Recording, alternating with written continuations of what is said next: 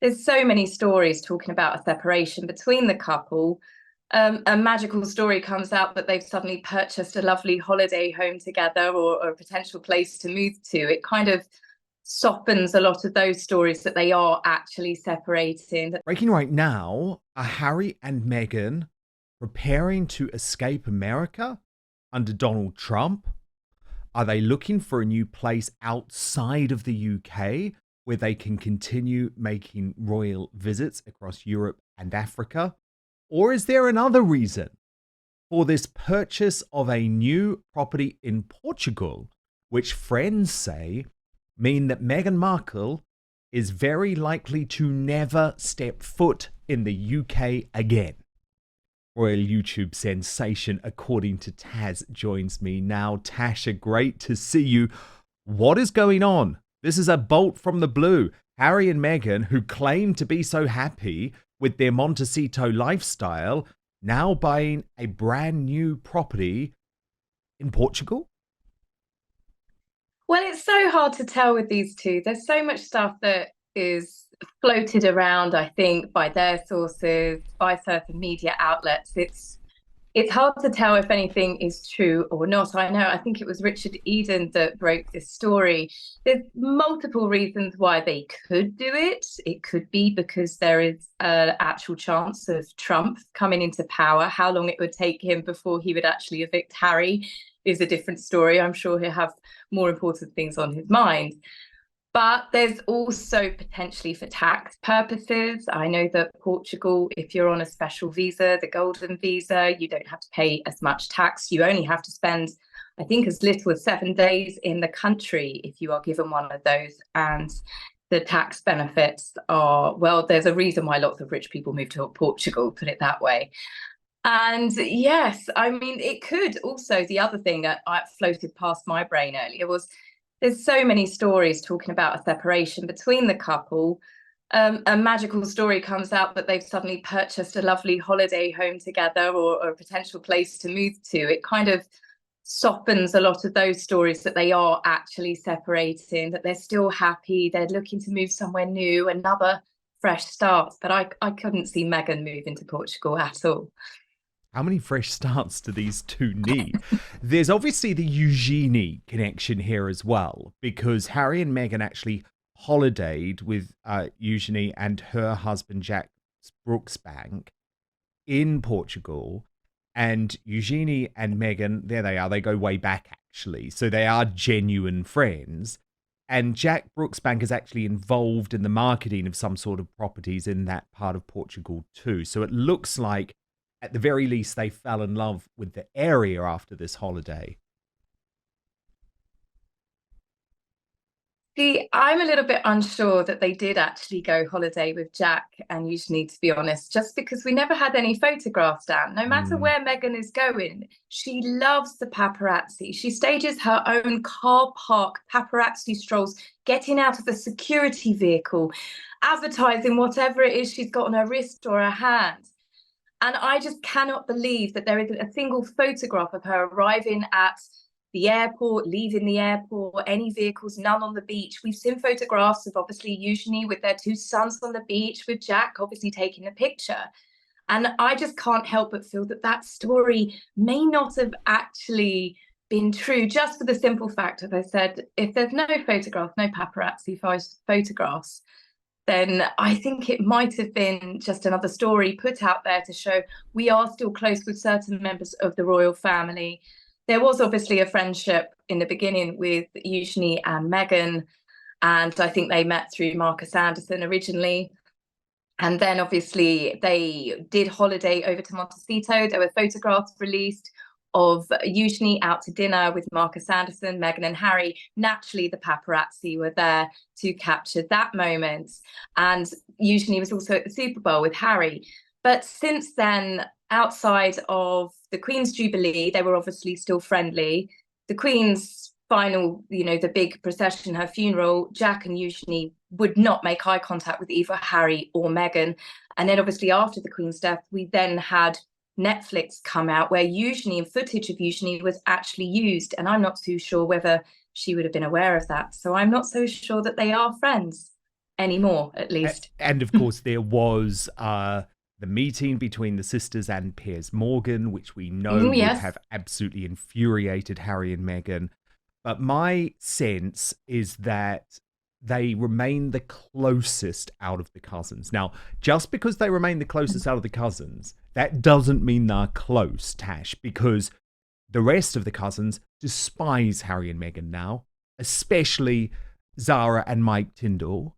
They don't want anything to do with Harry and Meghan. They are completely disgusted. So I think it's fair to say that probably Eugenie is the closest. But as I say, I think on the whole, she did side with the rest of the family about how abominable their behavior was. But there's loads of other things that have gone on behind the scenes there too, because of course Eugenie doesn't want Harry and Meghan to go on the attack against her father, Prince Andrew. So it's all highly political. It is interesting though, isn't it? Because as you say, there's no way Meghan's moving permanently to Portugal. It's very clear that Harry isn't particularly happy living full-time in Montecito. So is it possible that because he's putting his foot down over the security in the UK, that he perhaps thinks, well, this is a way where I can still be close to the UK, but I don't have to look like I'm giving in over the battle with the Home Office. And I would say he wants time away from Meghan. That seems 100%. So there's all of those politics going on with Andrew and Fergie. But Tash, let me just read what Richard Eden wrote today in this new column, because there's a clue here to something else really interesting, Tash. So he writes, my colleague Bryony Gordon, who was with Meghan and Prince Harry that day, this is the day they left the UK, said the former actress appeared to be quietly devastated and had tears in her eyes at her last private function at Buckingham Palace. At the time, I wondered if we would ever see Meghan again in this country. Now it would appear that she has found a way of keeping a foothold in Europe without actually having to set foot in Britain, where she is becoming increasingly disliked with every bitter utterance she makes against the royal family. Acquiring a golden visa would help Meghan as she and her husband develop their plans to become the rival royals across the water, enabling them to travel easily through European countries. We have already seen them undertake quasi-royal tours of Nigeria and Colombia with more overseas trips planned. Now, lots of interesting stuff in there, but to me, the most critical line, Tash, is the fact that he mentioned Bryony Gordon. Now, Bryony Gordon has been recently hired by the Daily Mail specifically because she's mates with Harry and Meghan.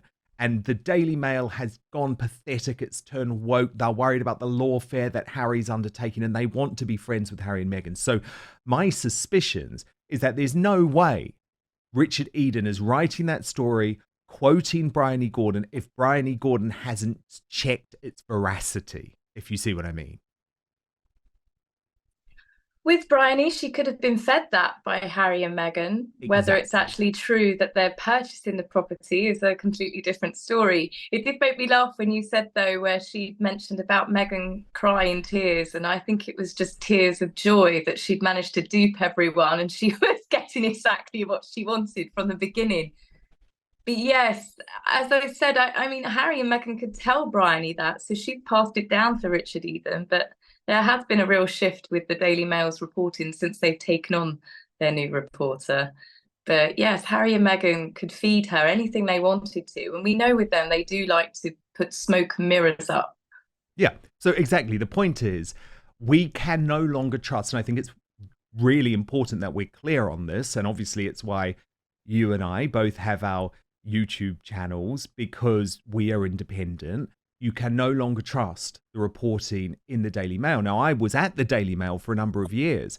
And when I was there was a different editorial team in charge. They were certainly not within the team Harry and Meghan, and I was able to continue my genuine reporting. I believe that's changed now. So as you say, there's lots of mystery around this house. But I do think there's no way Richard Eden is running that story, naming Bryony Gordon in the column, unless he's got the nod from Harry and Meghan. And they are certainly trying to present a new image at the moment. And we're meant to believe that Harry is now Surfer Dude. That's his latest reincarnation, which, to be honest, sort of fits, doesn't it, with the whole midlife crisis thing he's got going on. So this is absolutely fascinating. He has been at the surfing school in California, run by Kelly Slater, the former surfing champion. And like many men having a midlife crisis, he's decided to, for some reason, release video of his surfing prowess for us all to watch and be very impressed. Look at this. Go! Set up! Move up, move up, move up! Yeah! Toward the fence! Yeah! Toward the fence! Yeah! Love you, brother! Yeah! Ay! Yeah! Move your shoulder! Yeah! Nice! Thank you! Keep going! Yeah! Yeah, my brother!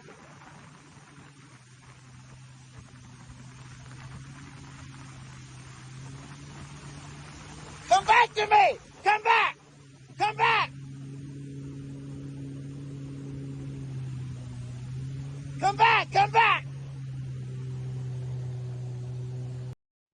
Tash, I'm sorry, I just see that and cringe. I just see it and cringe. But what's going on? What are we meant to feel? How has this video emerged?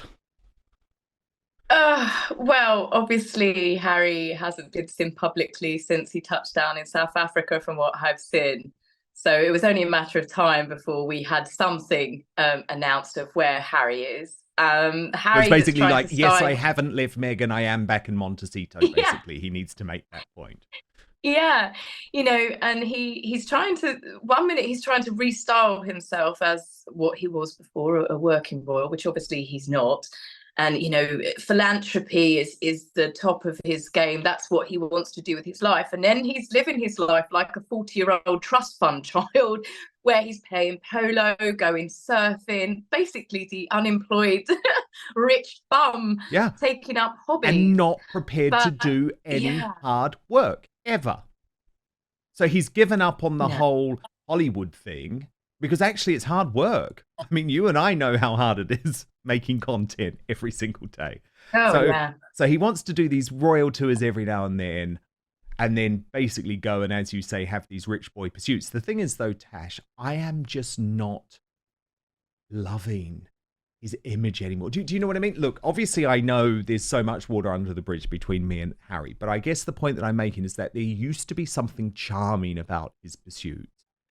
Whereas now it's like, goodness me, this is a 40-year-old man-child. But first, digestive issues are caused by a potential toxin that's in all of the, quote, healthy foods that scientists have been telling us to eat, with a fraudulent food pyramid for the longest time. And this potential toxin causes digestive issues. According to Dr. Gundry, a world-renowned cardiologist, this is affecting millions of people nationwide. Warning signs include weight gain and fatigue, digestive discomfort and stiff joints, even skin problems. Well, Dr. Gundry explains these side effects can be manipulated and mistaken for normal signs of aging, because digestive issues develop usually over a matter of years and sometimes even decades. I can assure you that the damage is probably caused by these health foods, and it's far from normal. The good news is you can easily help fix the problem from your own home. It's very simple. You just have to know which foods are actually healthy and which contain this hidden potential toxin. So you can go find this yourself at gutcleanseprotocol.com/outspoken. That's gutcleanseprotocol.com/outspoken. I've put the link in our show notes on YouTube and Rumble too. Because after years of research, Dr. Gundry has decided to release an informative video to the public, free and uninterrupted, showcasing exactly which foods you need to avoid. Go find that video at gutcleanseprotocol.com/outspoken or click on the link in the description below. But now, back to the show.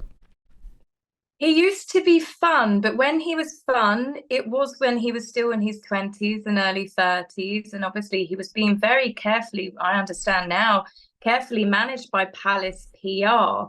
Obviously, Harry wasn't quite the happy-go-lucky lad that we were all led to believe. So I'm now finding this, it's almost coming across as very contrived, very fake. one minute Harry is lecturing the world how we all need to live. His doomsday speeches, I mean, honestly, I have to tune off because he's so gloomy and miserable, and it's the preaching from the ivory tower. And then, of course, he's then trying to come across as this fun person. It didn't work when he did the juggling outside the window in Montecito. It didn't work when he jokingly stripped off for Invictus when he was wearing an orange outfit, or when he looked like he was a drunk Santa for the kids' charity. It's because the Harry that we knew and loved like that many years ago is long gone. It's very hard to switch back and forth from a man that has been bitter, angry, jealous, and gone out of his way to hurt his grandparents, to continuously hurt his father, his stepmother, his brother, Catherine. I mean, it's endless. It's not as if Harry just did Oprah as a one-off, and then we've had the last few years of Harry moving on and trying to find his life and the person that he now is in Montecito. Harry is still making digs and swipes at his family in every opportunity, even in court cases. You know, he appears on TV shows to do with the tabloids. He's making swipes at his family again. And then to see him doing something fun, I just see it personally as someone that is trying to come across as fun, but actually they're just not fun. There is absolutely no sympathy for me anymore towards Prince Harry. This is embarrassing. You are embarrassing. Grow up. You had an opportunity to get a real job. No one's impressed by this. I'm a similar age. This is just mortifying. I see it, actually. I see it with a lot of people I know. There is like a bit of a 40-year-old midlife crisis thing going on when you have the kids and all of a sudden your marriage turns to you know what. And then you're desperately trying to cling on to your youth. I think that's what's going on here. But Tash, it has also been a bad 24 hours because the People magazine thing, oh my goodness, absolutely mortifying. I'm sure Prince Harry doesn't care. But for Meghan Markle, who has spent years building up this relationship with People magazine, only to be turned down from featuring on their special cover for the 50th anniversary. And as we can see there, who is featured? Oprah Winfrey, one of her great friends, one of the Williams sisters as well, Reese Witherspoon, who is someone that Meghan has been trying to get close to for years and years and years. So all of these famous people, you know Meghan would want to be amongst them. This is the elite. This is the Hollywood elite. People magazine got them all. But when it came to recognizing the fact that they are a magazine that absolutely loves the royal family, the British royal family, who did they choose to illustrate on their cover? Goodness me, a corgi with a crown. Not the Duchess of Sussex. And that's humiliating, is it not, Tash? I mean, if you're going to put someone on there to represent the royal family, that everybody, whether they're pro Harry and Meghan or pro the royal family, a corgi and a crown's going to win everybody over. But yes, considering the number of years that Meghan's tried to cultivate this personal relationship with people, the number of exclusives that they have given to them, you know, that especially that 5 friends that she got that spoke out for her. And it just, personally, I think it adds fuel to the fire when I said to you before that the fact that she sold that latest story with 5 employees, 5 is the magic number, to Us Weekly. Yes. I can't help but feel that maybe she soured a little bit of the relationship with People magazine by doing that, or perhaps they just simply didn't want it. But this is such a big snub for Meghan. Well, there's a really interesting media backstory to this, isn't there? Because Dan Wakeford, who was the previous editor of People magazine and nurtured that relationship, is now at Us Weekly. And I know this sounds quite boring, but it is interesting to me because it's how these media companies play off against each other. My suspicion is that once they gave the big fight back story to Us Weekly, that's why they then provided People magazine with the story officially confirming what we had been saying for a long time, that there was a professional split between the two of them, and they introduced this great new phrase to the world, a twin track approach. And at the moment, they're saying it's only about the professional life. But I have a feeling quite soon, Tash, there's going to be a twin track approach to every aspect of Harry and Meghan's life. But look, let's move on to the real royal family, because I know you were swooning last night, Tash. Prince William was out in his tux. And I have to say, we all agree with this, don't we? The guy is having a renaissance. after quite a few years where he was a little bit uncomfortable and maybe it was quite tough, and Harry made it really awkward for him about the losing of the hair, but with his beard back and with a new sense of style, he is certainly adapting, I think, to life as the king in waiting. And so he was at a homelessness event last night, and it was all in regards to his big mission, one of his big missions, obviously one that he's taken on from his mother, to wipe out homelessness, to end it altogether in the UK. Now, that is a controversial thing because it's political to an extent. And then you have a lot of people who say, well, how dare you? How dare you be the one to try and clean up homelessness when you have 4 different houses? But what was interesting is he's doing a new documentary for ITV, and we've had footage released where the ITV journalist asks Prince William directly that question. So I'll show you the video and then get you to react off the bat. There will be some people who might question whether you're the right person to lead this project and its efforts to end homelessness. How would you respond to that? I think everyone having a right to a safe and stable home benefits us all. I come with no other agenda than desperately trying to help people who are in need. And I see that as part of my role, is that why else would I be here if I'm not using this role properly to influence and help people where I can. And I like a big challenge. I do like that, but I can't do it on my own. And I thought that was a pitch perfect answer, actually, Tash. Oh, it really was. He is right with his incredible position that he was born into in life. He doesn't have the politics around him, whereas any new political party that comes in, they say they're going to do this. There's a lot of red tape. Some of it, as we know, what they say they're going to do, they don't do. So I think Prince William is in the perfect opportunity where he can really focus a lot of time. He's got a lot of contacts, a lot of money to see, bearing in mind it's only a trial for the first 6 cities, but to see if it works. He's using a blueprint that has worked for other countries. And I think it's a wonderful thing what he's doing. He very clearly has always cared about homelessness. He's worked with Centrepoint, where he was at the awards show last night. I think he was patron in 2005. He even slept on the streets once in 2008 to raise awareness to it. He's done a lot of things with Big Issue. More recently, there was a big art show to draw attention to it. He is, I would say, using quite a lot of his time and his resources to draw much needed attention to areas such as homelessness, which sadly every day, you've only got to go out in any town, any city, it's getting worse. And I think it's admirable what he's doing. And the fact that he has done so much ever since he was a teenager, it's very clearly obvious this is not a passing fancy of his. This is not him jumping on a bandwagon because it's a tick box, because he thinks it's trendy, because he thinks it will get people to like him. This is something that he very clearly passionately cares about. Indeed. And it's the way that he is able to deliver his mother's legacy without talking about her all the time in the crass and crude ways that his brother does. And I just think we've seen this week, Tash, just the complete contrast between how William and Catherine do duty compared to Harry and Meghan. So he does have fun. I mean, look, this was him at the NFL event earlier this week. Again, he's looking great. He's catching up with some of the famous players. And it's a fun event, but it's done in a classy manner. And then you get the big moment, the really big moment, the passion projects, the thing that they really care about. So for William, one of those is obviously homelessness. There's a couple of others. One of the obvious ones being the Earthshot Prize, of course. And with Catherine, we're seeing it more slowly but surely. But the fact that she decided to go to visit the families in person in Southport. And then also the fact that she is now back personally posting on X on issues that matter to her, specifically her post about Baby Loss Awareness Week, which she says is such an important moment to support those who have experienced the devastation of baby loss, sending love, strength, and hope to anyone affected.